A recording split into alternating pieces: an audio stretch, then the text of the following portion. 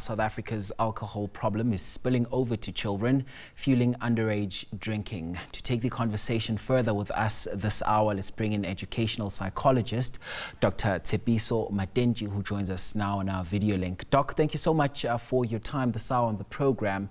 So we were all shocked as a nation by all of those videos and pictures that are circulating currently that have shown, children, having their way with alcohol. Just how big or widespread of a problem is this?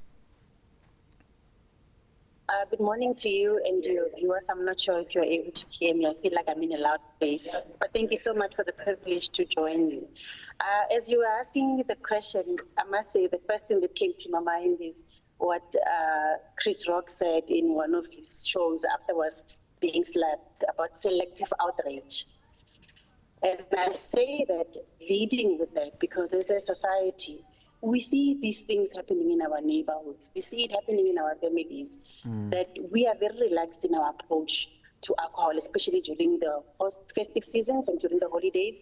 We tend to focus more on December and the fun that it takes, and we're not as vigilant in taking care of our children. So to look at something like this happening in other communities and come back with shock and outrage, that's very selective, and it is also very biased. So I would just like for us to bring it closer and perhaps even take responsibility for the fact that as citizens, as parents, we are also responsible in perpetuating this kind of behavior. We don't have to judge other people and recognize what is the role that we can play as individuals to stop it. Yeah, and that takes me straight to my next question when we zone into the role of the parents here. Yeah. Look, as a parent myself, I can actually acknowledge that I'm also guilty of this because of what it requires for you to ensure that you are consuming your beverages responsibly. It requires that you take responsibility to not overindulge, that you become careful about where you store it. You also become careful about how the people that you are entertaining in the moment of festivities, what they are doing.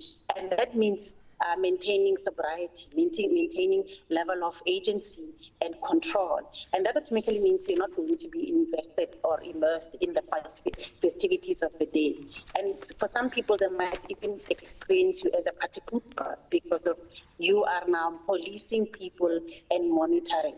And I think as parents, what I want us to acknowledge is that if we are a family of two adults, a mother and a father, both of us can be drunk when we have kids who are underage. One of us has to be vigilant, has to be monitoring the situation, and has to be taking the responsibility to make sure that at least one of us is able to attend to anything that might be happening that is amiss.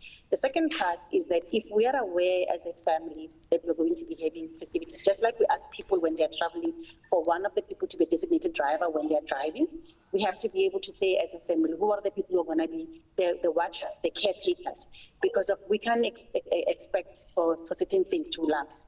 We have kids, for example, drowning in pools as a result of adults enjoying the festivities and not paying attention to the safety and security of what's happening around their swimming pools.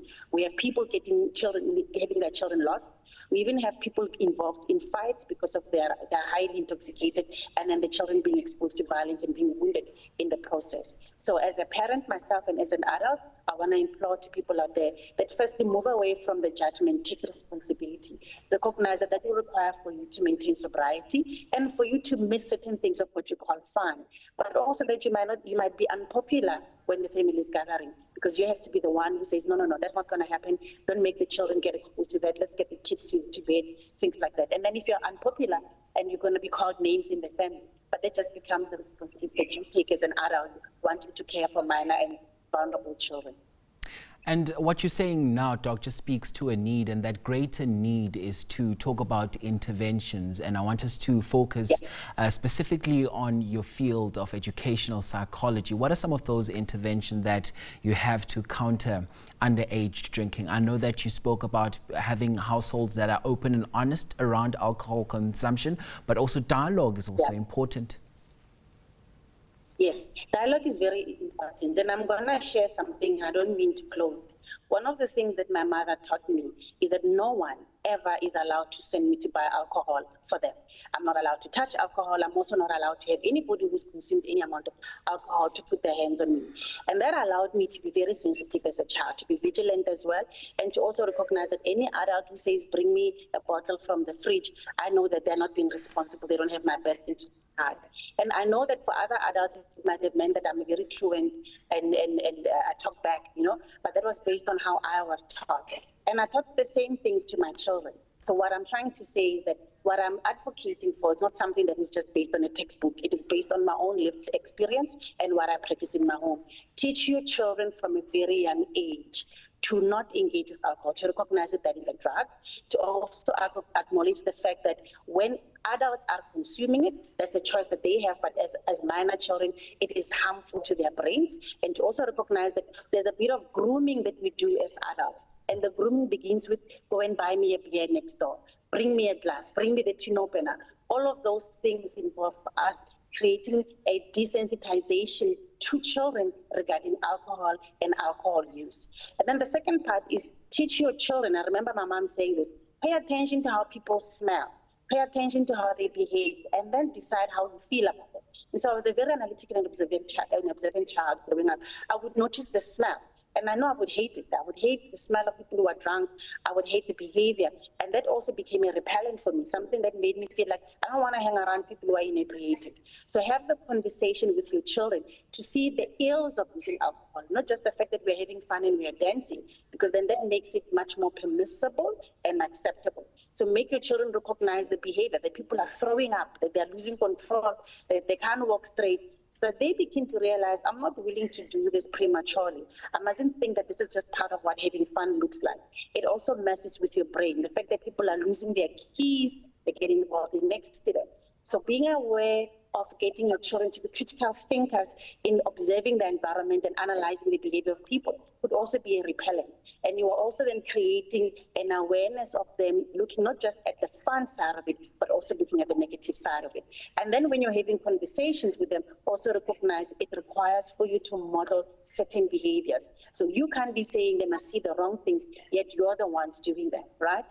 And there has to be a conversation before, during, and after about what did you notice, what did you like, what did you not like. I mean, one of the feedback that my kids used to say to me is that whenever we are hosting, Mama, we are always the ones cleaning, picking up the things afterwards. Why are people so messy? Which was a fact, which is what happens. And then it was an issue, okay, how do we handle this so that next time you're not exposed? So I would like for adults to have those types of critical conversations where you also listen to your children's,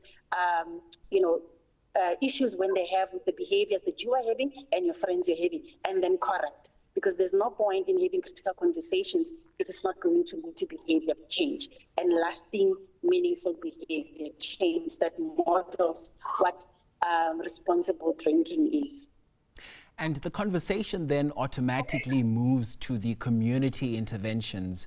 For example, I've got a friend who usually cringes whenever he sees, an adult walk into a liquor shop with an underage child, for instance. And he would usually ask some of those people who would say, but I can't leave my child in the car to go buy alcohol. And it's with those little efforts, someone even said that when you see bad behavior, you must call it out. What's your take on that? Look, I am one of those people who apparently have a reputation of telling it like it is, and also not being very diplomatic with my words. I'm very direct. And I think the way that I approach it is that in that moment as an adult, you are saying your inebriation takes priority over the safety of your child. You are also saying at a very small age, you are modeling to your child that they are not as important, but also just being able to have instant need gratification is much more important than actually their safety and protection. You have a duty as adults to be able to actually call out things that are happening that are wrong, that are putting children in harm's way. As a psychologist, I serve as an officer of the court, right? And some of these behaviors, you have to call it out. Now, I don't necessarily, I'm not amiss or oblivious to the fact that we are now in a society where if you parent somebody or you correct them or you intervene on behalf of somebody, you might actually end it's not safe. I also think that as an adult, if you're going to call out another adult in terms of their behavior, you have to do it in a way that is respectful, that is responsible, that also does not put you in a place of danger. Because we do have people who are attacked as a result of them stepping up. So I don't necessarily want you to put yourself in danger. But I also mean if you are associating with such people, you are also voting. You're voting to promote this kind of behavior. You're becoming complicit. So if it is one of your friends, it is okay for you to say, no, I'm not going in. Bring the child out with the child. I don't agree with what you're doing. Also recognizing that, okay, I'm not going to be friends with this person anymore. I'm going to walk away.